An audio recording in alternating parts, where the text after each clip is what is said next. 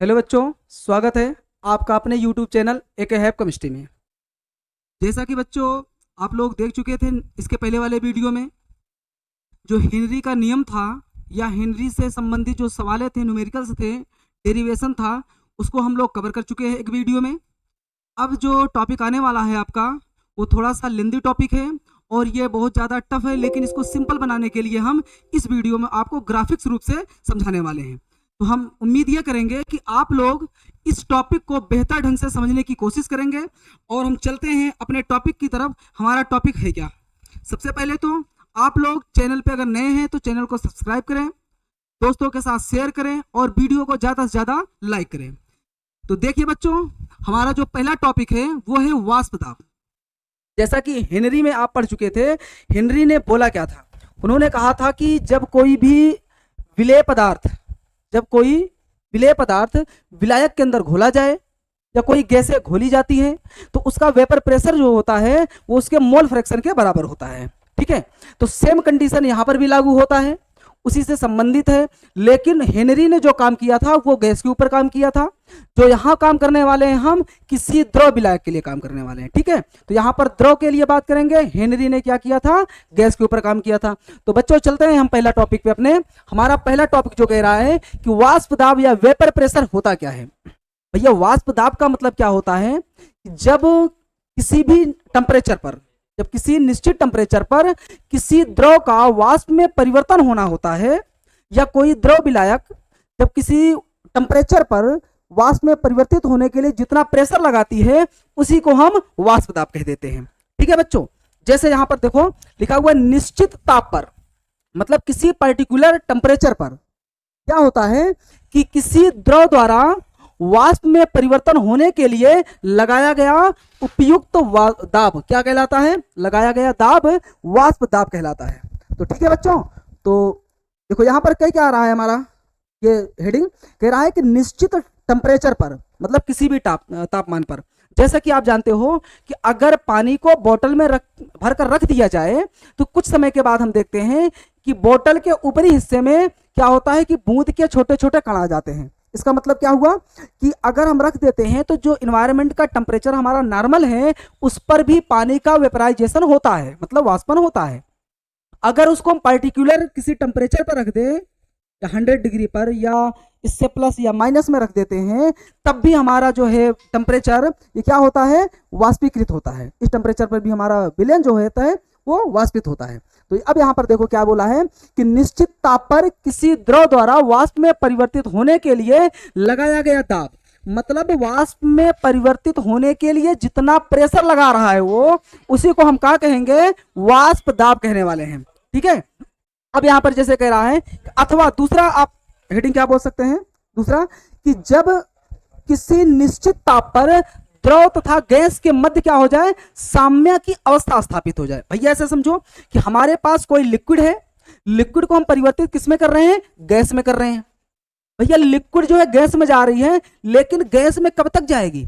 एक निश्चित समय तक जाएगी, एक निश्चित कंटेंट तक जाएगी। धीरे धीरे धीरे धीरे लिक्विड गैस में जाती रही, एक समय ऐसे आएगा कि उस पात्र के अंदर इतना गैसें हो जाएंगी कि अब वेपर जो है गैस में परिवर्तित नहीं होगा, मतलब कि गैस में परिवर्तित होता रहेगा, बट जितने गैस गए हैं अगर उससे अतिरिक्त होगा तो आपस में कंडेंस होकर, मतलब जुड़कर फिर से नीचे पानी के बूंद के रूप में आ जाने वाले हैं।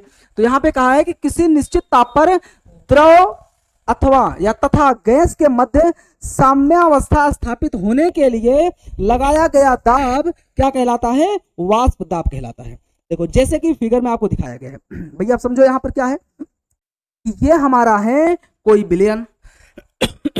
अब विलयन को हम क्या किए हैं? नॉर्मल टेम्परेचर पर रखे हैं। देख लो कोई भी टेम्परेचर नहीं दे रहे हैं, तो इसका वेपराइजेशन जो होता है बहुत ही कम हो रहा है।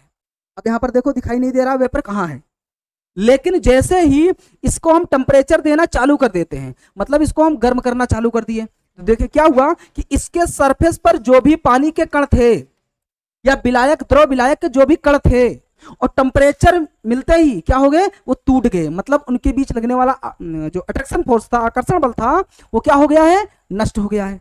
भैया जब नष्ट हो जाएगा सरफेस एरिया पे जितने भी सतह पे थे कण वो क्या हो गए? ऊपर की ओर जाना चालू कर दिए। देखो यहाँ पर कण देखो ये दिख रहा है तीर से जाता हुआ। टेम्परेचर को हम और बढ़ा दिए और भरता गया। ये हमारा जो बर्तन है ये है पैक, मतलब इसको बंद कर दिया गया। भैया गैसें बनती गई, टेम्परेचर को बढ़ाते गए, गैसें बनती गई। एक समय ऐसे आएगा कि इस खाली पात्र के जगह में जितनी गैसें थी सब भर गई, मतलब पूर्ण रूप से गैसें भर गई। अब जितना कण इसका वेपर बन के ऊपर जाएगा उतना ही यहां से नीचे आना चालू कर देंगी। मतलब कि विलायक की अणुएं अगर वेपर में परिवर्तित हो रही हैं, उसके बाद उसमें ऊपर जगह कम है, तो वो सीधा कंडेंस होकर, मतलब आपस में संघनित होकर जुड़कर नीचे फिर से आ जाती हैं। ये अवस्था हमारा गैस का है और ये कौन सा है, लिक्विड का है। अब देखो लिक्विड और गैस के बीच में क्या हो गया, साम्य की अवस्था हो गई। भैया और समझो, अब यहां पर क्या हो रहा है कि जैसे ही ये टेम्परेचर मिला इसको, ये गैस में परिवर्तित होना चालू कर दी, परिवर्तित हो रही है। भैया जब इसके अंदर गैस भरती जाएगी तो एक सिचुएशन ऐसा आएगा कि ये कण जो है, पार्टिकल जो है, अपने दीवार पर क्या करेगा, इस पात्र के दीवार पर क्या करेगा, धक्का लगाएगा, दाब लगाएगा। उस दाब को ही हम क्या कहने वाले हैं, वाष्प दाब, वेपर प्रेशर कहने वाले हैं। तो क्या ये समझ में आया? ये हमारा टॉपिक क्या कह रहा है कि किसी भी टेम्परेचर पर किसी द्रव का गैस में परिवर्तित होने के लिए लगाया गया दाब क्या कहलाता है, वाष्प दाब कहलाता है। भैया कैसे लगाता है, भैया जब ये गैस जो है, ये लिक्विड जो है गैस में गया, संख्या भरती गई और बाद में जब ज्यादा हो गए तो ये नीचे कंडेंस होके आने लगे, नीचे भी आने लगे, और ये गैसें जो हैं इनके दीवार पे क्या करेंगे, धक्का लगाएंगे, इन पात्र पे धक्का लगाएंगे चारों दिशाओं में। जो लगाया गया दाब है ना, वही क्या कहलाएगा, हमारा वाष्प दाब कहलाएगा। उम्मीद है कि समझ में आया होगा। तो भैया हमारा ये था वाष्प दाब। अब हम बात करने वाले हैं कि वाष्प दाब को कौन कौन प्रभावित करता है, वेपर प्रेशर किसके कारण प्रभावित होती है।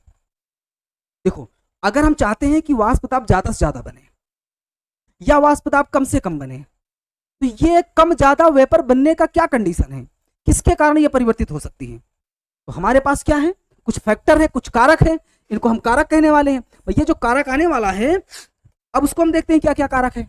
जैसे विलेय की प्रकृति, नेचर ऑफ सोल्यूट। भैया सोल्यूट का नेचर जो होगा, जैसे आप सपोज करो कि कुछ पदार्थ ऐसे होते हैं जो कि वाष्पित होते हैं हमारे, अगर कोई भी पदार्थ हमारा वाष्पित होता है तब तो वाष्प बनाएगा, अगर वाष्पित नहीं होता है तो वाष्प नहीं बनाएगा। कुछ होते हैं ज्यादा वाष्पित होते हैं, कुछ होते हैं कम वाष्पित होते हैं। जैसे हम मान लेते हैं कि हमारे पास H2O है, पानी है, और दूसरा हमारे पास है C2H5OH है, एथाइल एल्कोहल है, और क्या है हमारे पास, पानी है। अब पानी क्या होता है, ये निश्चित टेम्परेचर पर, किसी भी तापमान पर ये वेपराइज होता है, लेकिन इतना कम होता है कि हमें महसूस बहुत कम दिखाई देता है, दिखाई भी कम देगा, महसूस भी कम होगा। लेकिन इसकी तुलना में एथाइल एल्कोहल भैया ज्यादा वेपराइज होता है। अब एथाइल एल्कोहल क्या होता है जानते हो, जो आपको ठेका पे दारू मिलती है वो एथाइल एल्कोहल होती है, उसी के एथाइल एल्कोहल कहते हैं। आप देखे हो कि जब दारू की शीशी खुल जाए उसमें से स्मेल आती है, लेकिन बाल्टी में पानी भरा हो तो उसकी स्मेल तो नहीं आती है, ना तो आपको एहसास होता है। लेकिन दारू जो है आपको महकती बड़ी तगड़ी है, स्मेल उसकी गंध टाइप की होती है, हालांकि किसी भी फ्लेवर का गंध नहीं होता है, वो सुगंध ही माना जाता है। हालांकि हमारे पसंद का ना है इसलिए हम दुर्गंध कह देते हैं। तो अब यहाँ पे क्या समझने वाली बात है कि हम बात कर रहे हैं किसकी, विलेय की प्रकृति की। हमारा विलेय किस टाइप का है, ज्यादा वाष्पन वाला है कि कम वाष्पन वाला है। अगर ज्यादा वाष्पन वाला होगा तो उसका वाष्प दाब ज्यादा होगा, कम वाष्पन वाला होगा तो उसका वाष्प दाब कम होगा। तो बातें समझ में आ गई होगी। जैसे हम बात और कर लें कि हमारे पास है CH3OCH3, ये क्या है, हमारा एसीटोन है, और डाइमेथाइल ईथर है, इसको क्या कहेंगे हम, डाइमेथाइल ईथर है। भैया ईथर जो होता है ये भी वेपराइज होता है, एल्कोहल की तुलना में ये ज्यादा वेपराइज होगा। आप देख लो, तीन कंडीशन आपके पास आ गए। पानी से ज्यादा वेपराइज कौन होता है, एथाइल एल्कोहल दारू, और उससे भी ज्यादा कौन होता है, हमारा डाइमेथाइल ईथर होता है। सेंट मारे हो, सेंट मार के देखो सेंट कितनी तेज से आपका डिफ्यूजन करता है। अगर उसको हम टेम्परेचर ना दे तब भी फैल रहा है, वो वेपर बन रहा है, अगर उसको गर्म कर दे तो पता नहीं कितना बन जाएगा। तो यहाँ पर फैक्टर हमारे पास पहला क्या मिला है कि विलेय की प्रकृति। अब यहां पर देखो, जैसे कि फिगर में आपको दिखाया गया है, ताप का प्रभाव, सेकंड क्या आएगा आपका, टेम्परेचर का इफेक्ट। भैया ताप का प्रभाव क्या होता है, पहला तो समझ में आ गया, फैक्टर क्या है भैया, विलेय की प्रकृति। हमने कहा है कि वाष्प दाब को प्रभावित करने वाले कारक कौन कौन से हैं, ऐसा कारक जिनके कारण वाष्प दाब में परिवर्तन होता है वो आपके कारक कहलाते हैं। जैसा कि विलेय की प्रकृति है, अगर विलेय की प्रकृति ऐसी हो कि विलेय जो है ज्यादा वेपराइज होता है तो वाष्प दाब ज्यादा बनेगा, मतलब जिसका वाष्पन ज्यादा होता है वाष्प दाब ज्यादा होगा, जिसका वाष्पन कम होता है उसका वाष्प दाब कम होगा। और दूसरा हमारा है ताप का प्रभाव। भैया टेम्परेचर को अगर हम बढ़ा दें, कोई भी चीज हो अगर लिक्विड में है तो उसका वेपराइजेशन होता ही है। जैसे यहां पर फिगर में देखो, हम यहां पर दो प्रकार के क्या लिए हैं, विलायक लिए हैं, देख लो, एक आपको दिख रहा है नीला, एक आपको रेड दिख रहा है, दो कलर में है। तो ये विलेय की प्रकृति के लिए भी आप यूज कर सकते हो कि दो अलग अलग है, इसका वेपराइजेशन ज्यादा होता है, इसका कम होता है, क्योंकि इसका वाष्पन कम हो रहा है, इसका ज्यादा हो रहा है। सेकंड बात हम क्या कर रहे हैं, इसके टेम्परेचर का। भैया इसमें देखो, इसका टेम्परेचर बहुत ज्यादा है, जिसका तापमान ज्यादा होगा उसके अणु ये ज्यादा टूटेंगे। अब समझो ऐसे कि अगर आपको ज्यादा हीट दी जाए, गर्मी ज्यादा दी जाए, तो आपको गर्मी लगेगी तो भागोगे, और कम गर्मी दी जाए तो कम भागोगे। अब यहां पर क्या हुआ, इसके कणों को ना गर्मी ज्यादा देने लगे हम, टेम्परेचर ज्यादा देने लगे, तो इसकी अणु क्या होगी, टूटने लगी, टूट कर क्या होने लगी, वेपर में परिवर्तित होने लगी, भागने लगी।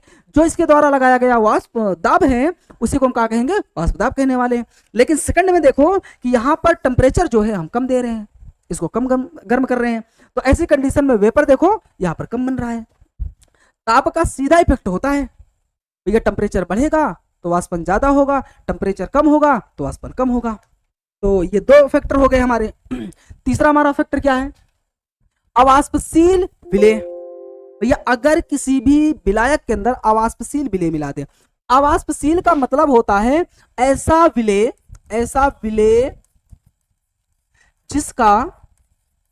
जिसका वाष्पन कम या ना हो, कम होता हो या तो ना होता हो। अगर नहीं होता है तो उसको अवाष्पशील कहेंगे। अब यहां कम वाले को भी आप इंक्लूड कर सकते हो, हालांकि अवाष्पशील बोला है तो यहां पे आप बोल सकते हो कि ना हो, ठीक है। ऐसा विलेय पदार्थ जिसका वेपराइजेशन नहीं होता है उसको हम क्या बोलने वाले हैं, अवाष्पशील पदार्थ। अब जैसे वाष्पन किसका नहीं होता है, विलेय पदार्थ में हम ले लेते हैं, हमारे पास क्या है, NaCl है। भैया क्या आप जानते हो कि नमक का वाष्पन होता है कभी, नमक को कितना गर्म करो आप, ये भाप नहीं बनेगा। या तो आपके पास क्या है, C12H22O11, आपके पास चीनी है, चीनी को आप कितना गर्म कर लो ये वेपर में नहीं बदलने वाली, क्यों, क्योंकि ये अवाष्पशील पदार्थ है। अब यहां पर देखो, ये हमारे पास क्या है, ये विलयन था, अब विलयन में क्या डाल दिए हम, नमक डाल दिए NaCl। भैया NaCl मिला देने से क्या इस पानी का वाष्पन ज्यादा होगा कि कम होगा, श्योर है कि कम होगा। क्यों कम होगा, क्योंकि इसके पहले हम देखे थे कि विलायक के अणुएं टोटल सतह पे थी, हमारे पास क्या था, पानी था। इस वाले फिगर में आपको दिखाते हैं, जैसे यहां पर देखो, यहां पर क्या था, यहां पर क्या था कि पानी, मान लो ये पानी अकेले है, इसके सतह पर पानी के अणु ये पूरे थे, तो जितने अणु थे सब वेपर बनने लगे। लेकिन यहां पर क्या बोला गया कि इनकी सतह पर कुछ कण किसके आगे, नमक के आगे। भैया पानी के कण की संख्या कम हो गई, अगर संख्या कम है पानी के कण का तो कम वेपर बनेगा, ज्यादा था तो ज्यादा वेपर बन रहा था। अभी किसकी संख्या ज्यादा हो गई, NaCl की, NaCl के कण इसके बीच बीच में आ गए, जिनके कारण इसका वेपर प्रेशर जो है क्या हो गया, कम हो गया, मतलब इसका वाष्पन जो है कम हो गया। तो मतलब कि अवाष्पशील विलेय पदार्थ को अगर मिला दिया जाए किसी भी विलायक के अंदर जिसका वाष्पन होता है तो उसका वाष्प दाब जो है वो कम हो जाएगा, ठीक है। चलते हैं नेक्स्ट पे। अब भैया यहां पर हम यूज करने वाले जो हैं, इस सिद्धांत के आधार पर हम यूज करने वाले। एक बात और पॉइंट पे आप समझो, क्या समझते हैं, देखो हम समझने वाले हैं यहां पर कि जैसे हम यहां पे बिलियन लिए थे कुछ, अभी जस्ट इसको हम बंद कर दें, हम मानते हैं कि ये था हमारा H2O पानी था, ठीक है, इसको हम A मान लें। भैया इसको हम नीचे से क्या करते हैं, गर्म करते हैं। जब इसको हम गर्म करना चालू करते हैं तो ये किसमें परिवर्तित होता है हमारा, वाष्प में। अब ऊपर क्या जाने लगा हमारा, वेपर बन के से जाने लगा, वाष्प जाने लगा। अब इस वाष्प को हम देखते हैं कि ये क्या करता है कि इस पात्र के ऊपर क्या लगाएगा, धक्का लगाएगा, मतलब दाब लगाएगा। अगर यहां पर हम दाब मापी को लगा दें जो कि P बताता है इसके प्रेशर को, तो हमें जानकारी मिल जाएगी कि पानी के द्वारा जो परिवर्तित हुआ गैस है वो इनके पात्रों पर कितना दाब लगा रहा है। समझ में आ रही है। तो ये जो प्रेशर आने वाला है, देखो जो यहां पर ये प्रेशर आने वाला है वो किसका है, पानी का है। तो इसलिए हम क्या बोलेंगे, ये टोटल प्रेशर जो है किसका है, Pa का है, मतलब कि हमारे विलायक का है। लेकिन हम मान लेते हैं कि इसके अंदर कोई अवाष्पशील मिला दें, जैसे NaCl। भैया ये तो वेपर बनाती ही नहीं है। अगर वेपर नहीं बनाती है तब की कंडीशन में ये कह रहा था कि हमारा प्रेशर जो है Pa है, लेकिन इसके आ जाने से इसका वेपर प्रेशर जो होगा कम हो जाएगा। क्यों, क्योंकि ये अवाष्पशील है। अब हम अगला समझते हैं। जैसे हमारे पास कोई विलयन है, मानते हैं क्या H2O है, इसको A माने थे। अब इसके अंदर हम डाल देते हैं कुछ और कण। चलो यहां पर हम डाल दिए एक और विलयन। अच्छा, इसका प्रेशर जो था क्या था हमारा, Pa था। ठीक है, हम इसको Pa मान लेते हैं। अब इसके अंदर हम मिला दिए क्या, C2H5OH, मतलब एथाइल एल्कोहल को यहां पर हम मिलाने वाले हैं। ठीक है, क्या मिलाने वाले हैं, C2H5OH।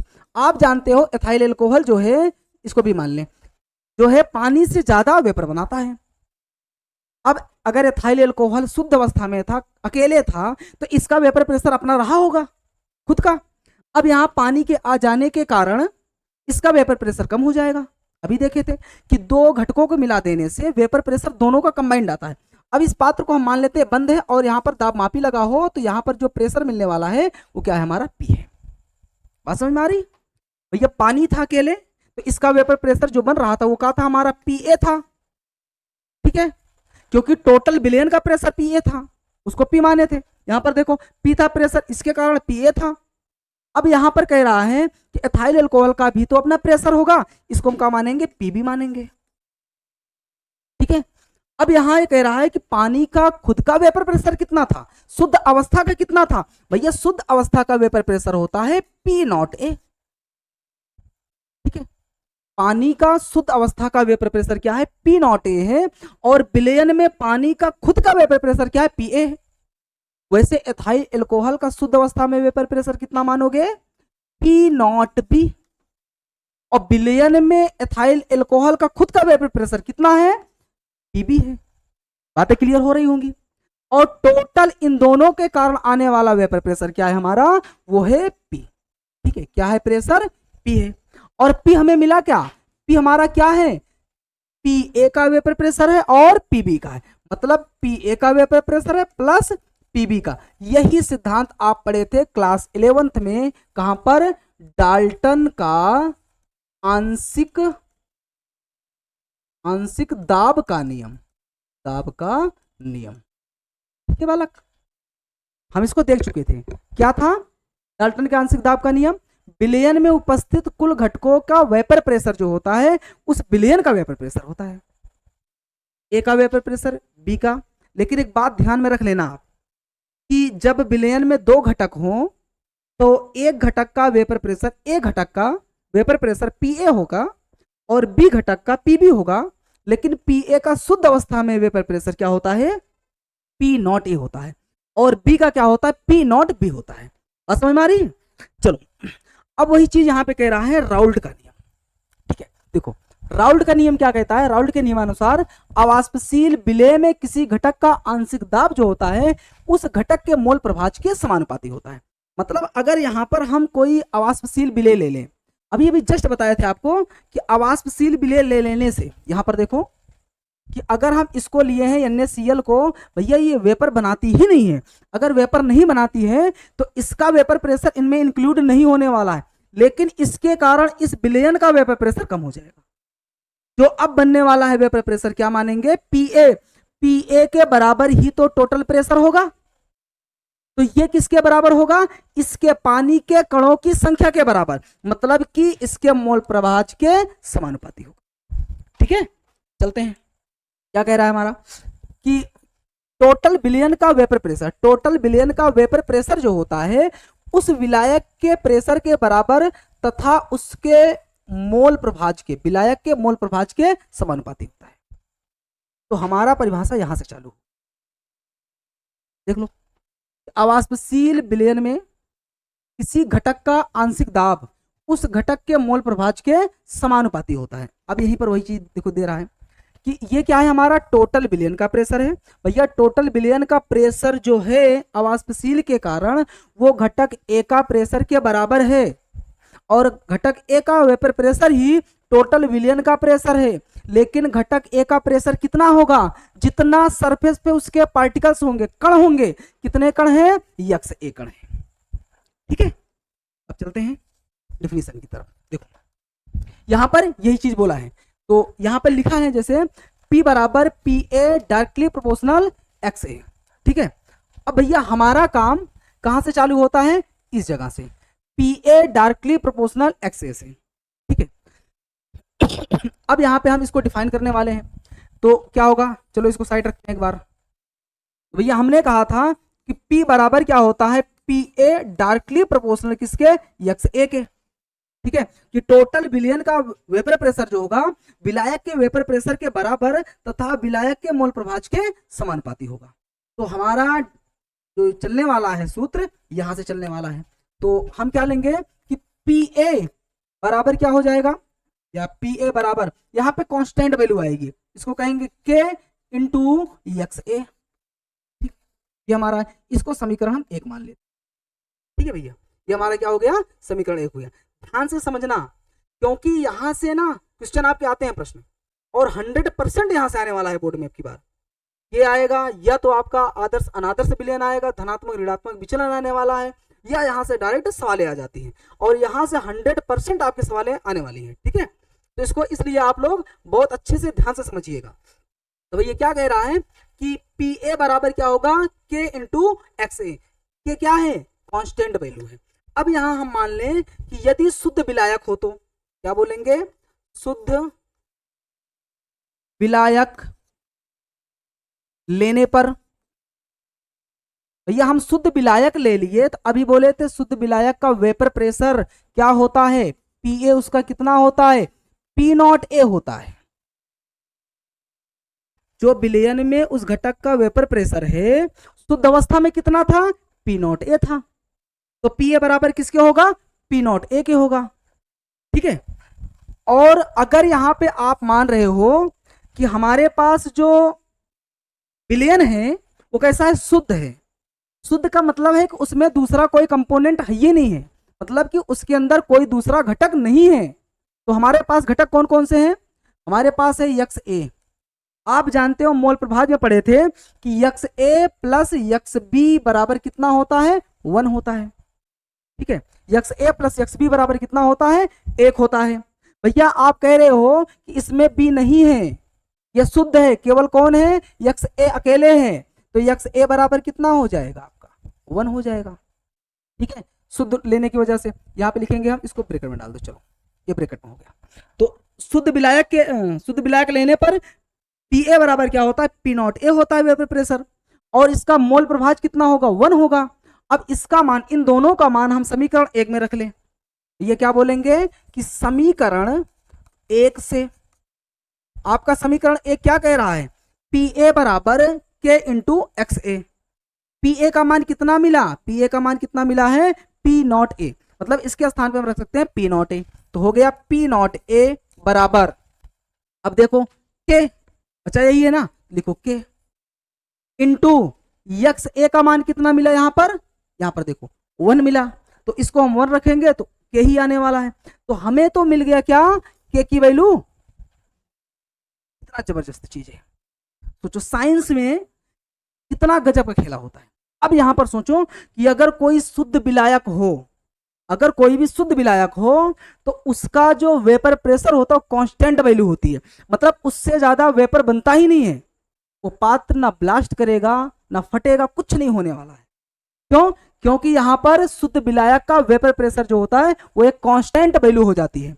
अब यहां पर हमें के की वैल्यू तो मिल गई, अब के का मान हम कहां रख सकते हैं, इस समीकरण में। तो क्या बोलेंगे कि के का मान समीकरण 1 से, अब 1 में रखो तो क्या होगा, पी ए बराबर के का मान कितना मिला, P not A into X A, यही मिला।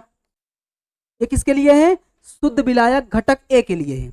ऐसे ही हम बी के लिए बात कर लें तो भैया बी के लिए क्या हो जाएगा, देखो ए था तो ए के लिए बात की, बी होगा तो क्या हो जाएगा हमारा, पी बी बराबर P not B into X B. दिख रहा है, ये आपको क्लियर समझ में आ रहा होगा। फिर भैया हमारा एक क्वेश्चन यहां तक पहुंच चुका है, तो अब इसके ऊपर एक ग्राफ बनता है, तो हम ग्राफ को समझते हैं। देखो ये ग्राफ ना एक बार में तो समझ में आता नहीं बच्चों को, लेकिन हम उम्मीद करते हैं कि आपको ना एक ही बार में ये ग्राफ पूरा समझ में आ जाए, ठीक है। तो अब यहाँ पर होने वाला क्या है भैया, कि जैसा कि आप जानते हो कि इस पॉइंट को हम बताते हैं कि ये यक्स है, यक्स का मतलब क्या है, मोल प्रभाज है, ठीक है। ये हमारा क्या है, मोल प्रभाज है।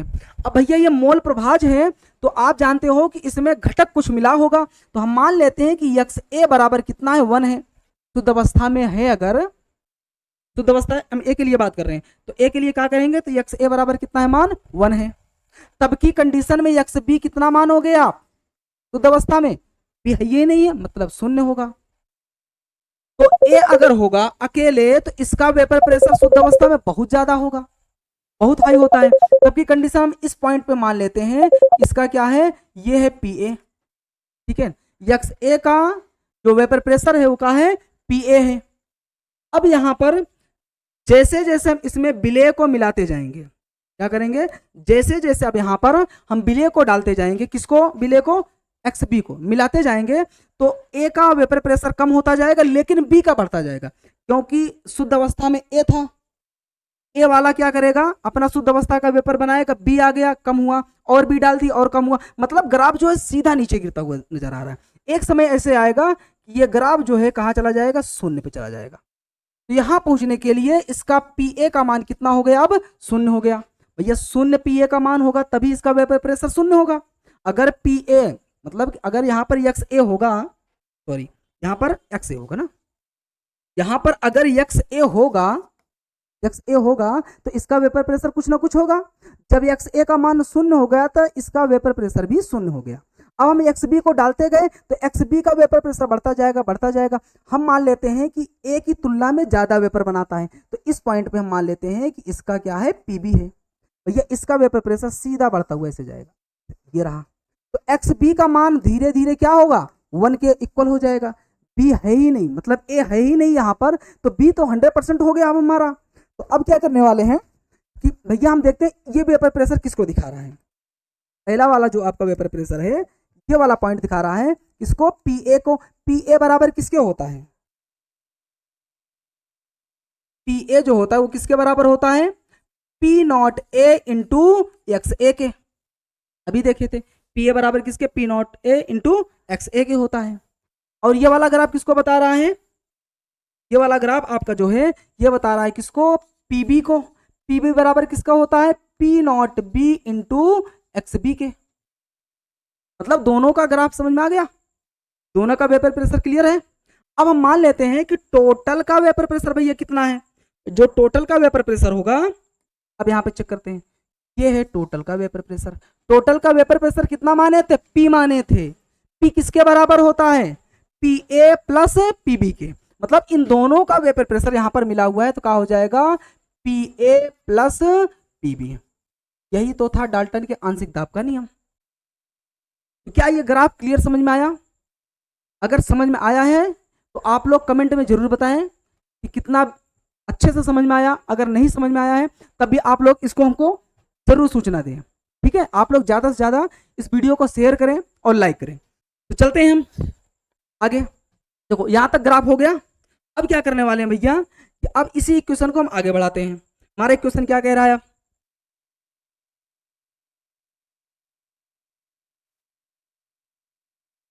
हाँ तो देखो बच्चों कि नए पेज पे हम इसको देखते हैं। अभी क्या देखे थे हम कि जो डाल्टन के आंशिक दाब का जो था फॉर्मूला क्या था ग्राफ में, उसको हम देख चुके हैं। अब हम देखने वाले हैं क्या कि कैसे हम आगे इसको डेरिवेट करेंगे। जैसे अभी देखे थे हम कि पी ए बराबर क्या था हमारा, P not A into X A, और पी बी बराबर क्या था हमारा, P not B into X B था। भैया इसको अभी हम इसके पहले वाले पेज पे देख चुके थे। चलते हैं हम देखते हैं आगे। तो यदि हम बिलियन के लिए बात कर लें, हमारे पास बिलियन है और बिलियन में दो घटक पाए जाते हैं। कौन कौन से घटक, घटक ए और घटक बी। तो यहां पर दोनों के लिए हम बात करेंगे, फिर क्या हो जाएगा हमारा, बिलियन लेने पर या बिलियन के लिए, ठीक है, बिलियन के लिए, ये बिलियन के लिए बिलियन में जो हमारा घटक होता है उसका मोल फ्रैक्शन क्या होता है, इसके पहले आपको हम बता चुके थे। क्या था हमारा, एक्स ए प्लस एक्स बी बराबर कितना होता है, 1 के। मतलब ये कह क्या रहा है हमारा क्वेश्चन, हमारा यही कह रहा है कि यदि हमारा बिलियन हो तो बिलियन में घटक दो प्रकार के हैं हमारे पास, अभी प्रेजेंट टाइम में दो ही हैं। कौन कौन सा, एक विलायक है, एक विलेय है। हमने कहा कि एक्स ए विलायक प्लस एक्स बी विलेय बराबर कितना कंसंट्रेशन, 1। तो हमें तो एक्स ए तो यहाँ पे मिला था, हम इसी फॉर्मूले पे चलने वाले हैं, ठीक है, इससे नहीं मतलब है हमें, हम लेने वाले हैं कौन सा, पी ए बराबर, ठीक है। तो भैया एक्स ए बराबर क्या हो जाएगा हमारा, देखो एक्स ए बराबर हो जाएगा हमारा 1 माइनस एक्स बी, क्योंकि इसको उधर लेके जाएंगे, क्या हो गया 1 माइनस एक्स बी, ठीक है। अब इसको हम समीकरण क्या माने थे भैया, 2 माने थे, ठीक है। अब हम समीकरण 2 में एक्स ए का मान रखते हैं, यहां पर एक्स ए जो है इसके स्थान पे हम एक्स ए का मान रखते हैं। तो क्या मिल जाएगा हमारा, हमारा मिल जाएगा पी ए बराबर P not A into X A का मान कितना मिला हमारा, 1 माइनस एक्स बी मिल गया, ठीक है। तो ये क्या मिलने वाला हमारा, पी ए बराबर P not A into 1 minus X B, क्योंकि एक्स ए के स्थान पे हम यहाँ पर ये वाला मान रखती है उठा के। अब क्या करने वाले हैं, जब भैया ब्रैकेट तोड़ोगे आप तो ब्रैकेट के साथ हमारा पी नॉट ए जो है ना ये गुणा में है, और जब गुणा में होता है तो ये दोनों पदों में क्या करेगा, गुणा हमारा कर जाएगा।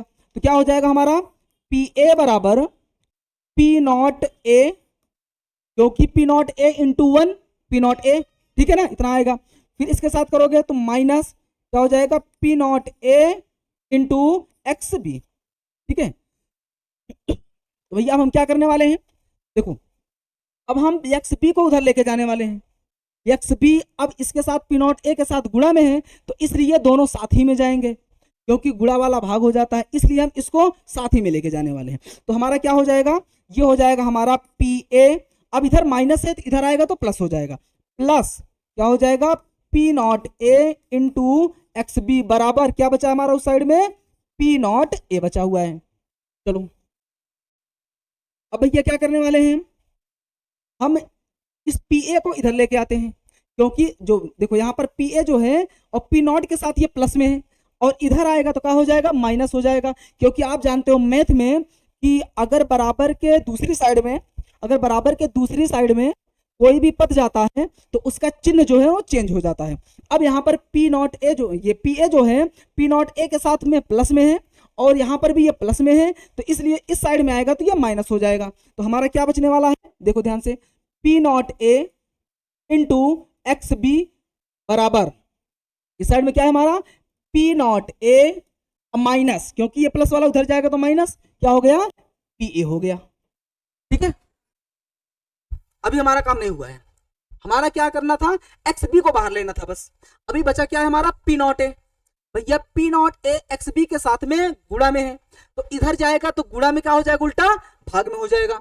तब क्या बोलेंगे हम, एक्स बी बराबर क्या हो गया, P not a minus P A upon P not a, ठीक है। क्या हो गया हमारा, पी नॉट ए हो गया। अब देखो बस इतना ही काम हमें करना था। तो हमारा राउल्ट का जो नियम था वो यहां पर मिल चुका है। तो अब हम इसको क्या कहते हैं, वाष्प दाब का आपेक्षिक अवनमन, ठीक है भैया। देखो वाष्प दाब, ये जो पी है ना ये वेपर प्रेशर को बताता है। तो भैया वाष्प दाब का आपेक्षिक का मतलब होता है तुलनात्मक, तुलना कर रहे हो आप माइनस में, आपेक्षिक अवनमन रिलेटिव लोअरिंग ऑफ क्या है, वेपर प्रेशर, ठीक है। यहां पे कह रहा है relative lowering of vapour pressure किसके बराबर होता है, विलेय के मोल फ्रैक्शन के। आप क्या बोलोगे परिभाषा में, यहां परिभाषा लिख सकते हो, किसी विलायक का वाष्प दाब में आपेक्षिक अवनमन, क्या बोलोगे, किसी विलायक का वाष्प दाब में, किसी विलायक के वाष्प दाब में, किसी विलायक के वाष्प दाब में आपेक्षिक अवनमन उसके किसके, विलेय के, यहां लिख लो अवनमन, विलेय के मोल प्रभाज के क्या होता है, समान बराबर, क्या हो जाएगा, ये बराबर होता है। ठीक है बच्चा, अब यहां पे हमारा जो है ना परिभाषा हो चुका है। ठीक है, तो क्या बोलेंगे, किसी विलायक के वाष्प दाब का आपेक्षिक, किसी विलायक के वाष्प दाब में आपेक्षिक अवनमन विलेय के मोल प्रभाज के क्या होता है, बराबर होता है। देखो, विलायक के वाष्प दाब का आपेक्षिक अवनमन जो है उसके विलेय के मोल फ्रैक्शन की क्या होता है, बराबर होता है। अब यहां पर हमारा जो काम था ये हो चुका है भैया, इसको आप नोट डाउन करके रखेंगे क्योंकि यही से हमारा प्रश्न जो है आता है। ठीक है, तो उम्मीद करते हैं कि ये वीडियो जो है आप लोग के समझ में आ रहा होगा, ये जो टॉपिक चल रहा है ये भी अच्छे से समझ में आ रहा होगा। ठीक है, चलते हैं नेक्स्ट पॉइंट पर। देखो, अब हमारा नेक्स्ट पॉइंट जो कह रहा है वो क्या है कि भैया विलयन के प्रकार। तो विलयन जो होते हैं हमारे कितने प्रकार के होते हैं, 2 प्रकार के होते हैं। कौन कौन से विलयन होते हैं, किसके आधार पर, राउल्ट के नियम के आधार पर। ठीक है, राउल्ट के नियम के आधार पर विलयन जो है हमारा वो 2 प्रकार का है। एक को कहा जाता है आदर्श विलयन और दूसरे को क्या कहते हैं हम, अनादर्श विलयन। भैया विलयन के एक प्रकार अगर देखेंगे तो विलयन कितने प्रकार के हो गए हमारे, 2 प्रकार के। एक को कहा जाता है क्या, आदर्श विलयन, और दूसरे को क्या कहते हैं हम, अनादर्श विलयन। भैया आदर्श का मीनिंग क्या होता है, आदर्श का मतलब होता है जो किसी चीज को मानता हो। आदर्श मतलब आज्ञा का पालन करता हो। किसके आज्ञा का पालन करता हो, अभी जो रूल चल रहा है, रूल किसका है हमारा, राउल्ट का। ठीक है ना, राउल्ट का नियम। भैया राउल्ट ही तो मुखिया है इस सिद्धांत में। मुखिया की बात जो मानता है वो कैसा होता है, आज्ञाकारी होता है, उसी को कहा जाता है आदर्श कहा जाता है। तो भैया जो विलयन राउल्ट के नियम का पालन करती है, क्या बोलोगे कि जो विलयन राउल्ट के नियम का पालन करती है उसे को क्या बोलेंगे हम, आदर्श विलयन कहने वाले हैं। बात समझ में आ रही है। अब यहां पर अगर राउल्ट के नियम का पालन ना करे तो आज्ञा का पालन नहीं करती है, मतलब अनादर्श विलयन। हमारे 2 टाइप के विलयन है, एक आदर्श विलयन और दूसरा अनादर्श विलयन। तो ये आदर्श क्या हुआ, जो राउल्ट के नियम का पालन करती है, और जो राउल्ट के नियम का नहीं पालन करती है वो क्या होगा हमारा, अनादर्श विलयन। अब यहां पर राउल्ट के नियम का अगर पालन करती है तो क्या मीनिंग हुआ, मतलब कि जो राउल्ट जो सिद्धांत पे लागू कर रहा है, जो वेपर प्रेशर पे लागू हो रहा है राउल्ट का नियम, वैसे वैसे आदर्श विलयन भी हमारा होना चाहिए। क्या होना चाहिए, फर्स्ट पॉइंट। भैया आप जानते हो कि राउल्ट के वाष्प दाब के बराबर अगर वेपर बनाती है तभी होगा ना। अभी क्या बोलेंगे, जो राउल्ट के बराबर वाष्प दाब बनाती है, जो राउल्ट के बराबर वाष्प दाब बनाती है उसी को क्या कहते हैं हम, आदर्श विलयन कहते हैं।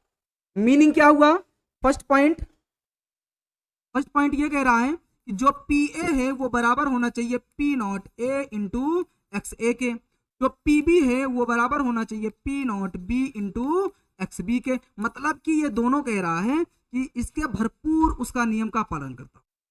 बात क्लियर है भैया। आदर्श विलयन का अब जो ग्राफ आने वाला है, जो राउल्ट का ग्राफ देखे थे अभी इसके पहले जस्ट, वही आपको यहां पर लगा देना है। बात क्लियर है। और दूसरी बात क्या है, अगला पॉइंट क्या बोलोगे, सेकंड, अगर आदर्श विलयन है राउल्ट के नियम का पालन करती है तो मतलब कि वो राउल्ट के नियम के बराबर वेपर बनाएगी। दूसरी बात कि उसके आयतन और एंथैल्पी में कोई परिवर्तन नहीं होगा। यह अगर परिवर्तन ही हो गया तो आदर्श विलयन कहां हुआ, कहां राउल्ट के नियम का पालन कर रही है। अगर राउल्ट के नियम का पालन करती है तो इसका मतलब क्या हुआ कि वो उसके आयतन और एंथैल्पी में कोई परिवर्तन नहीं होने वाला है। मतलब क्या है कि जो डेल H मिक्सिंग है, ठीक है, मतलब एंथैल्पी में वो कैसा होना चाहिए, शून्य होना चाहिए, मतलब कोई परिवर्तन नहीं हुआ है। तीसरा पॉइंट क्या बोले थे कि डेल वी मिक्सिंग जो है ये भी क्या होना चाहिए, हमारा शून्य होना चाहिए। मतलब यहां ये कह रहा है कि ऐसा विलयन जो राउल्ट के बराबर वाष्प दाब बनाती है, उसके आयतन में और एंथैल्पी में कोई परिवर्तन नहीं होता है, ऐसा विलयन हमारा क्या कहलाएगा, आदर्श विलयन कहलाएगा। उम्मीद करते हैं ये आपके समझ में आ गया होगा। भैया दूसरे पॉइंट पे चलते हैं कि अनादर्श विलयन। अब अनादर्श का मतलब यही अभी आप बोलोगे कि भैया जो राउल्ट के नियम का पालन नहीं करती, मतलब राउल्ट के वाष्प दाब के बराबर वाष्प दाब नहीं बनाती है। तो पहला पॉइंट क्या बोलोगे इसमें, देखो पहला पॉइंट फर्स्ट क्या बोलोगे, जो राउल्ट के बराबर वाष्प दाब नहीं बनाती है, नहीं बनाती है, क्या कहेंगे, अनादर्श विलयन कहलाती है, अनादर्श विलयन कहलाती है। अगर भैया राउल्ट के बराबर वाष्प दाब नहीं बना रही है तो इसका मीनिंग क्या हुआ, तो पहला तो मीनिंग यही हुआ कि राउल्ट से या तो कम बनाए या तो ज्यादा बनाए, तो ये तो कंडीशन है। अगर तुम्हारे बराबर नहीं चल सकते हैं तो तुम्हारे आगे पीछे चलेंगे हम।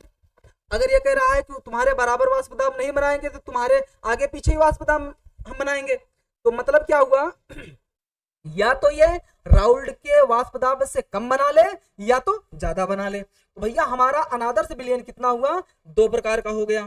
कौन कौन सा प्रकार, पहला देखते हैं, ये दो प्रकार का है। एक को कहा जाता है धनात्मक विचलन वाला अनादर्श विलयन, ठीक है, क्या बोलेंगे, धनात्मक विचलन वाला अनादर्श विलयन। और दूसरा क्या हो जाएगा हमारा, ऋणात्मक विचलन वाला अनादर्श विलयन, क्योंकि एक धनात्मक होगा पॉजिटिव, भैया जो ज्यादा बनाएगा, ज्यादा को हम प्लस कहते हैं, प्लस का मतलब होता है धनात्मक, राउल्ट से जो ज्यादा बनाए धनात्मक, और जो राउल्ट से कम बनाए वो ऋणात्मक। विचलन का मतलब होता है जो पथ से, अपने मार्ग से अपने हट जाए, विमुक्त हो जाए, मतलब कि राउल्ट के पथ से विमुक्त हो गया तो विचलन है, डेविएशन है। कैसा है डेविएशन, पॉजिटिव डेविएशन है। और दूसरा कैसा होगा हमारा, निगेटिव डेविएशन होगा। इसको क्या कहेंगे हम, ऋणात्मक, ऋणात्मक विचलन वाला अनादर्श विलयन। क्लियर है। तो हमारा जो ये विलयन था कौन सा, अनादर्श विलयन, ये कितने टाइप का हो गया है, दो टाइप का हो गया। पहले तो राउल्ट के अकॉर्डिंग जो विलयन होता है हमारा कितने टाइप का था, दो टाइप का था भैया। कौन कौन सा, एक हमारा आएगा आदर्श विलयन और दूसरा कैसा आएगा, अनादर्श विलयन। आपके बोर्ड के लिए बहुत ही ज्यादा इंपॉर्टेंट ये टॉपिक है, विलयन के प्रकार। आपके बोर्ड में 100% आने वाला है आदर्श और अनादर्श विलयन या धनात्मक और ऋणात्मक विचलन। यहां से डिफिनेट है, जितने भी प्रीवियस ईयर के पेपर हैं आप उठा के चेक कर लेना, अगर हमारी बात गलत लगे तो चेक कर लो, अगर न आया हो तब हमें बताना, ठीक है भैया। इसको इसलिए ना एकदम कंफर्म में अच्छे तरीके से इसको आप याद करके जाइएगा, ठीक है। तो कितने टाइप के हो गए हमारे, दो टाइप के। अनादर्श विलयन हमारा फिर से दो टाइप का, कौन कौन सा, धनात्मक विचलन वाला अनादर्श विलयन और ऋणात्मक विचलन वाला अनादर्श विलयन। अब हम देखने वाले हैं कौन सा, धनात्मक विचलन वाला अनादर्श विलयन। अब यहाँ पर अगर इसको डिफाइन करना चाहें हम, जैसे यहाँ पर इसको, तो सेकंड पॉइंट क्या बोलेंगे इसका हम, कि पहला तो बोल दिया कि राउल्ट के वाष्प दाब के बराबर नहीं बनाती है। दूसरा ये बोलेंगे कि उसके आयतन और एंथैल्पी में फिर क्या होगा, परिवर्तन होगा। जैसे यहाँ पर परिवर्तन नहीं हुआ था, मतलब सीधा था, साफ था, किसके अकॉर्डिंग, राउल्ट के अकॉर्डिंग। लेकिन अब यहाँ पर क्या है, उनके नियम का पालन नहीं करती है, मतलब कि उसका डेल एच मिक्सिंग जो है वो नॉट इक्वल किसके, जीरो के। मतलब हो सकता है कि प्लस हो जाए या तो हो सकता है माइनस, जीरो कभी नहीं हो सकता। फिर तीसरा पॉइंट क्या है, डेल वी मिक्सिंग। भैया डेल वी मिक्सिंग क्या होगा हमारा, नॉट इक्वल टू जीरो होगा, ठीक है। तो अनादर्श विलयन पहला पॉइंट, दूसरा, तीसरा। फिर बताओगे कि अनादर्श विलयन जो होता है हमारा दो प्रकार का होता है, धनात्मक विचलन वाला अनादर्श विलयन और ऋणात्मक विचलन वाला अनादर्श विलयन। चलते हम देखते हैं कौन सा धनात्मक विचलन। देखो अब यहाँ पे अनादर्श विलयन के प्रकार कितने प्रकार के हैं हमारे, 2 प्रकार के, धनात्मक विचलन वाले अनादर्श विलयन और ऋणात्मक विचलन वाले अनादर्श विलयन। भैया ये हमारा कितने पार्टों में बट गया, 2 पार्ट में बट गया। ठीक है, तो अगर हम बात कर लें अब धनात्मक विचलन वाले अनादर्श विलयन की, तो भैया धनात्मक का मतलब होता है ज्यादा, मतलब हर चीज में ये ज्यादा हो। ज्यादा क्या क्या होगा, राउल्ट के वाष्प दाब से ज्यादा वाष्प दाब हो, आयतन में भी वृद्धि कर जाए, एंथैल्पी में भी वृद्धि कर जाए, तभी तो हम क्या बोलेंगे धनात्मक हो रहा है ना, प्लस हो रहा है हमारा। ऋणात्मक में क्या बोलेंगे कि राउल्ट के नियम से कम हो वेपर प्रेशर मतलब वाष्प दाब, और इसके आयतन में भी कमी हो, एंथैल्पी में भी क्या हो, कमी हो जाए, तो इसको क्या बोलेंगे हम, ऋणात्मक विचलन वाले अनादर्श विलयन। अब चलते हैं पॉइंट देखते हैं, पहला कौन सा, धनात्मक विचलन वाले अनादर्श विलयन। भैया धनात्मक विचलन में आपको अभी बताए थे 3 पॉइंट। फर्स्ट पॉइंट क्या बोलोगे आप, वे अनादर्श विलयन जो राउल्ट के नियम से अधिक वेपर प्रेशर बनाते हैं, मतलब वाष्प दाब बनाते हैं। चलो लिखते हैं, वे अनादर्श विलयन जो राउल्ट के नियम से क्या हो, अधिक वाष्प दाब बनाती है, क्या कहलाएगा वो, धनात्मक विचलन वाला। बात समझ में आ रही है भैया? अगर आपको लिखना है, नोट्स तैयार करना है, तो आप वीडियो को रोक कर आराम से लिख लें, ठीक है, कोई समस्या की बात नहीं है। अगर आप कहते हो साइड हो जाते हैं, स्क्रीनशॉट ले सकते हो, प्रॉब्लम की बात नहीं है। आप लोग नोट्स बनाएंगे तो आपके लिए परीक्षा में बहुत ज्यादा बेनिफिट होने वाला है, तो इसलिए आप साथ में ही लिखते चलेंगे, ठीक है। अब दूसरा पॉइंट क्या कह रहा है हमारा, भैया अगर राउल्ट के नियम से ज्यादा वाष्प दाब अधिक बना रही है, तब उसके डेल वी मिक्सिंग में क्या हो जाएगा, ये हो जाएगा हमारा पॉजिटिव, मतलब उसका आयतन भी अधिक हो जाएगा। तीसरा पॉइंट क्या बोलना है हमें, कि जो डेल एच मिक्सिंग है वो भी क्या हो जाएगा हमारा, पॉजिटिव हो जाएगा, ठीक है। अब यहाँ पे भैया ग्राफ की बात आ गई कि धनात्मक विचलन वाला जो ग्राफ होगा वो कैसे होगा। राउल्ट का ग्राफ पहले देख लो आप, ये राउल्ट का ग्राफ क्या था हमारा, राउल्ट का ग्राफ ये बताता है इसके पी प्रेशर को, और ये क्या बताता है इसका अभिक्रिया प्रगति को, ठीक है ना, अभिक्रिया प्रगति, या इसको प्रगति ना बोलकर जो भी बोले थे राउल्ट में वही यहां पे बोल दो, क्या है, मोल प्रभाज है, मोल प्रभाज है, ये मोल प्रभाज मतलब यक्स है। राउल्ट में अभी क्या देखे थे हम कि यक्स ए बराबर 1 है, तब की कंडीशन में यक्स बी बराबर कितना था, 0 था। तब यहाँ आते आते यक्स ए का मान कितना हो गया था, 0 हो गया था, तब यक्स बी का कितना हो गया था, 1 के बराबर हो गया था। अब हम ग्राफ की तरफ चलते हैं भैया, कैसे ये आएगा, वाष्प दाब ज्यादा था, हम इस पॉइंट पे क्या माने थे, इसका पी ए माने थे। भैया जैसे जैसे बी मिलता जाएगा इसका ग्राफ नीचे जाएगा, तो हमें मिला था ये ग्राफ ऐसा कुछ राउल्ट का, इसी को हम क्या बोले थे, ये है हमारा पी ए बराबर किसके,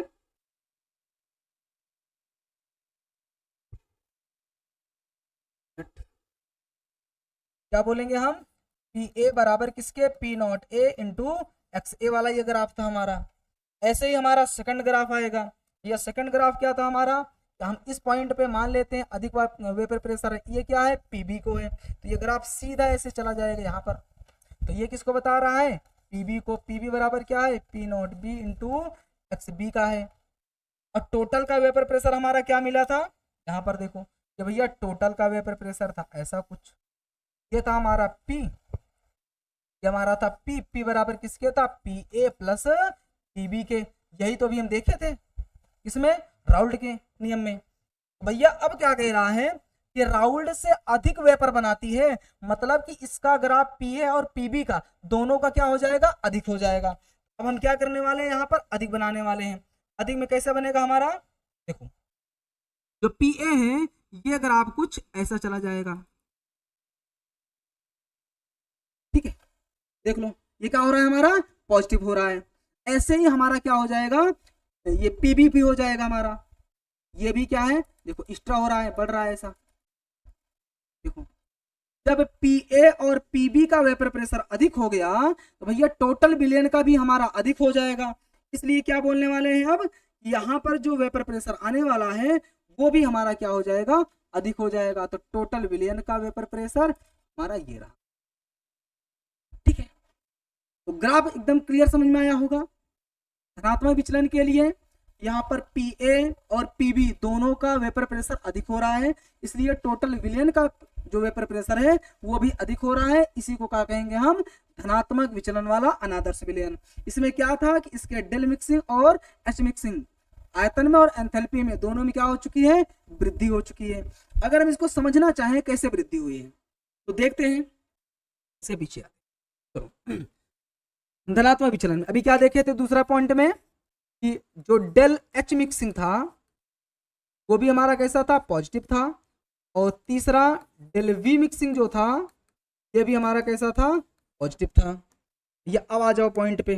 पॉइंट पे क्या है कि किस कंडीशन में ये बढ़े होंगे, इसमें लिखना क्या है इसके सिद्धांत में, ये लिखना है आपको माना कि कोई रासायनिक क्रिया है जिसमें विलायक और विलायक के अणुओं का बीच का जो अट्रैक्शन फोर्स है वो ये है।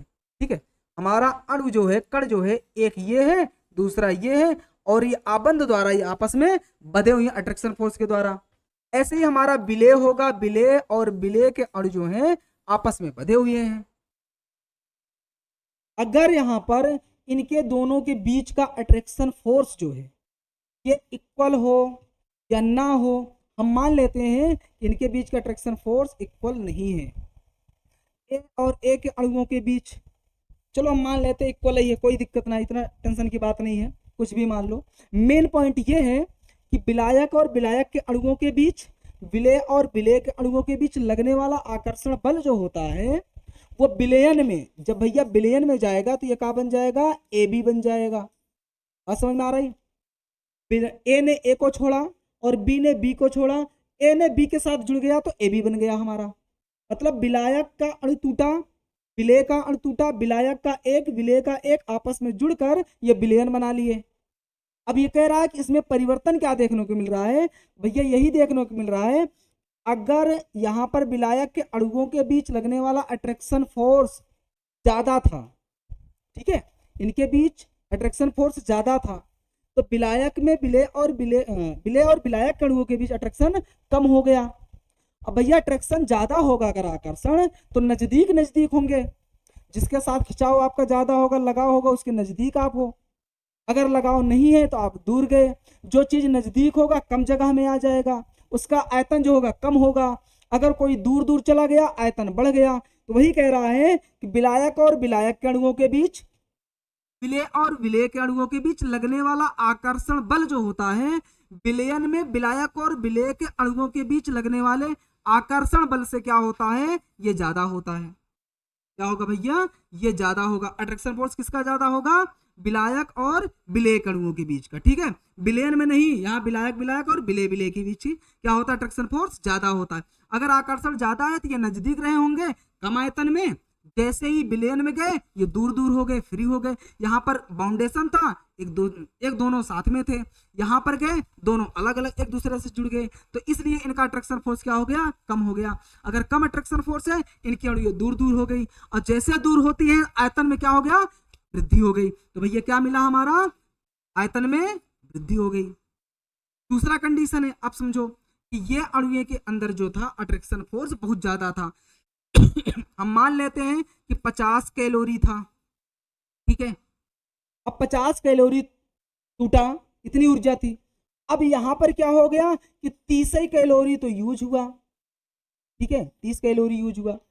50 कैलोरी आकर्षण से, मतलब 50 किलो कैलोरी ऊर्जा के साथ ये आपस में जुड़े थे इतनी ताकत से, वो नजदीक थे। और जैसे विलयन में गए, इनका अट्रैक्शन फोर्स इतना ताकत लगाया कि 30 कैलोरी यूज हुआ, 20 बचा ना।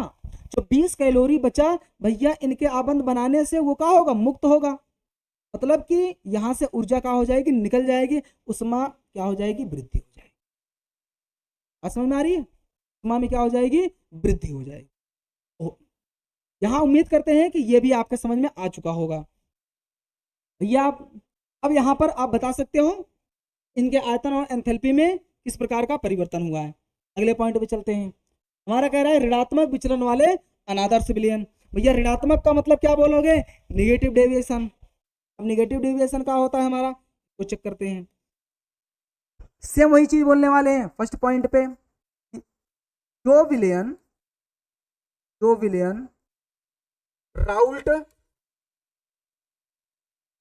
के नियम से क्या होता है, कम वाष्प दाब। क्योंकि यहां लिखा हुआ है ऋणात्मक, मतलब होता है कम होना, कमी होना। तो कम वाष्प दाब बनाती है क्या कहलाएगा, ऋणात्मक विचलन वाला अनादर्श विलयन। समझ में आ गई? वे विलयन जो राउल्ट के नियम से कम वाष्प दाब बनाती है वो क्या कहलाएगा, ऋणात्मक विचलन वाले अनादर्श विलयन। सेकंड पॉइंट क्या होगा भैया, अब तो आप लोग को समझ में आ गया होगा कि जो डेल एच मिक्सिंग है इसका, वो भी क्या होगा, निगेटिव होगा, कम होगा आयतन। और तीसरी बात क्या है, डेल वी मिक्सिंग क्या हो जाएगा इसका, वो भी निगेटिव हो जाएगा। बात समझ में आ गई? आयतन और एंथैल्पी में क्या हो रहा है, कमी हो रही है। क्योंकि यहां पर देखो क्या कह रहा है, यहां पर कम वाष्प दाब बनाते, अगर कम वाष्प दाब बनाएगी तो आयतन और एंथैल्पी में क्या हो जाएगा, कमी हो जाएगी। चलते हैं भैया यहां पर ग्राफ देखते हैं इसका भी। ग्राफ में क्या होगा, वही राउल्ट के नियम का ग्राफ बनाओ आप। ये क्या है, प्रेशर है P है, और ये क्या है, इसका x है, मतलब मोल फ्रैक्शन है। यहाँ पर एक्स ए बराबर कितना मानेंगे 1, तब की कंडीशन में एक्स बी बराबर कितना होगा, 0 होगा। ऐसे ही यहाँ पर चेक करो, एक्स ए बराबर धीरे धीरे 0 हो गया, तो एक्स बी की मात्रा कितना हो गई, 1 के इक्वल हो गई। समझ में आ रही? अब इसका ग्राफ चेक करते हैं कैसे जाएगा। देखो यहाँ पर हम मान ली इस पॉइंट पर इसका क्या है, वाष्प दाब PA है, तो ग्राफ सीधा हमारा ऐसे गिर गया। ठीक है, ये किसको बता रहा है, PA बराबर क्या था, PA बराबर था हमारा P0A इंटू XA। दूसरा ग्राफ हम मान लेते इससे ज्यादा यहाँ पर है, ये क्या है हमारा PB है, तो ये ग्राफ सीधा बढ़ता हुआ चला जाएगा ऐसा। ठीक है, तो यहाँ पर क्या होगा हमारा PB बराबर क्या है, P0B इंटू XB। और टोटल विलयन का वेपर प्रेशर ये रहा, ये क्या है हमारा P है, P बराबर क्या होता है, P0A PA प्लस PB होता है। ठीक है, इतना हो चुका था हमारा इसमें राउल्ट में। भैया ये कह रहा है क्या, यहाँ पर ये अनादर्श विलयन है। अनादर्श का मतलब क्या होता है, ऋणात्मक विचलन वाला। ऋणात्मक विचलन में क्या होगा, कमी वाला होगा। मतलब कि जो ए का वेपर प्रेशर है ये राउल्ट से क्या हो रहा है, कम वेपर बन रही है। ग्राफ सीधा नीचे गिर गया। उम्मीद है कि समझ में आ रहा होगा। भैया ऐसे ही तो बी का भी गिर जाएगा। देखो यहाँ पर क्या होगा, बी का भी यहाँ पर गिर गया, इसका भी ये रहा। ठीक है, जब PA का और PB का दोनों का वाष्प दाब कम हो गया तो इसका मतलब है कि टोटल विलयन का भी वाष्प दाब कम ही होगा, तो इसका भी क्या हो गया, यहाँ पर कम ही हो गया। चलो कैसा होगा कम, ये रहा। टोटल विलयन का वेपर प्रेशर भी यहाँ पर निगेटिव हो चुका है। तो अब बताएंगे आप कमेंट में कि क्या ये ग्राफ, क्या ये सिद्धांत समझ में आए हैं कि नहीं आए हैं, और अच्छे से आने चाहिए। हम उम्मीद करते हैं आप लोगों के लिए सबसे ज्यादा मेहनत करना पड़ रहा है कि बोर्ड की तैयारी है 12 वालों का, आप लोग अच्छे से पढ़ रहे हैं कि नहीं। कम से कम इस उम्मीद से बैठें कि हमें बोर्ड में क्या करना है, किस प्रकार से करना है। देखो भैया आप उम्मीद कर लो कि आप जितना मेहनत करते हो इससे ज्यादा मेहनत करने वाला बच्चा भी है। तो हमें अगर कुछ अलग करना है तो अलग तरीके से पढ़ाई भी करनी होगी, क्योंकि कंपटीशन इतना बढ़ गया है और शिक्षा का लेवल आप देख रहे हो। ठीक है, क्या स्थिति है। तो आप कंपटीशन लेवल पे जब किसी बच्चे के सामने बैठोगे तब समझ में आएगा कि पढ़ाई क्या होती है। इसलिए आप लोग मेहनत करके अच्छे ढंग से आप ये जो कोर्स है आपका 12 का, इसको कंप्लीट करें, क्योंकि इसके आगे भी पूरी जिंदगी आपको मेहनत करनी है। ठीक है, तो उम्मीद करते हैं समझ में आया होगा। भैया सेम कंडीशन अब यहाँ पर आप डेल एच मिक्सिंग और वी मिक्सिंग की बात भी कर सकते हैं। कैसे करेंगे, यहाँ पर बताएंगे आप कि किस प्रकार से यहाँ पर विलायक विलायक अणुओं के बीच, विलेय विलेय अणुओं के बीच हो रहा है अट्रैक्शन फोर्स। भैया किस में ज़्यादा होगा, किस में कम होगा, क्योंकि यहाँ पर नेगेटिव हो रहा है। कम होना मतलब कि अट्रैक्शन बहुत ज़्यादा हो जाना, और कम के लिए क्या होता है, उसमें देनी पड़ती है, इसलिए क्या होगा, उसमें माइनस हो रहा है, मतलब कमी हो रही है। ठीक है, चलते हैं नेक्स्ट पॉइंट पर। ये नेक्स्ट पॉइंट पे अब हमारा जो था सिद्धांत, क्या क्या आज पढ़े थे। सबसे पहला क्या था कि हमारा था कि वाष्प दाब क्या है, इसको हम लोग कंप्लीट कर लिए। वेपर प्रेशर होता क्या है, किस कंडीशन में ये काम करता है, और दूसरा पॉइंट था इसका कारक क्या है, इसके फैक्टर क्या है, इसको हम लोग कंप्लीट कर चुके हैं। कि किस कारण से वाष्प दाब में परिवर्तन होता है, कमी या वृद्धि होती है वाष्प दाब में, इसको देख चुके हैं। वोलेटाइल या नॉन वोलेटाइल मतलब कि वाष्पशील या अवाष्पशील विलेय मिला देने पर किस प्रकार से जो विलयन का वाष्प दाब है वो परिवर्तित होता है। तीसरा हम देखें क्या, राउल्ट नियम। या राउल्ट नियम, राउल्ट नियम आपके लिए बहुत इंपॉर्टेंट हो जाता है, इसको देख चुके हैं।